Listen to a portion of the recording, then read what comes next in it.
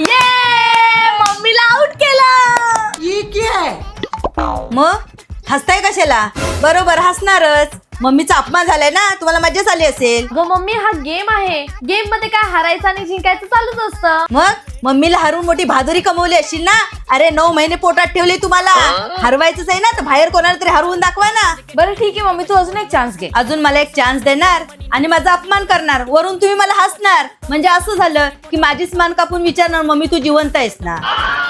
पण तुझा गळा कोणी कापलाय? फक्त एक सोंगटी तर मारली आहे. एकच गोष्ट झाली ती. अगं मम्मी एवढी काय सिरियस होतेस तू? गेम होता हा. तुझ्या तोंडाला काय येईल ते बोलतेस तू. सिरियस यासाठी होते, यावरून ना तुमची मला नियत समजते.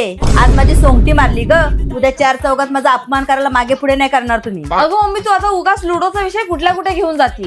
लुडोमुळे ना तुमची नियत किती घाण आहे ती मला आज कळाली. तुमच्या सगळ्या सोंगट्या बाहेर आहेत, तुम्ही कुठली पण चालवू शकता ना, पण नाही माझ्या एकाच सोंगटीला मारायचंय. आज सोंगटीला मारलात ग, उद्या मला घरातून बाहेर पण काढाल. अच्छा चल आपण परत एकदा खेळूया. बरोबर बोलते ताई, आपण एक काम करूया, आपण परत एकदा खेळूया. का? एकदा हरवून काय जीवाला शांती नाही भेटली? परत हरवायचंय मला? पण मला सांगा, लुडो खेळायची आयडिया कोणाची होती? कोण बोललो लुडो खेळायचं? हिची आयडिया होती. नाही मी नाही, हिची आयडिया होती. ह्या आयडिया कुणाच्या पण असू दे, पण जर ह्या माझ्या पुढे जर गेम खेळलात हे घेऊन जा. आज त्या लुडोमुळे माझा अपमान झालाय. तू काय बघताय? निघा इथून.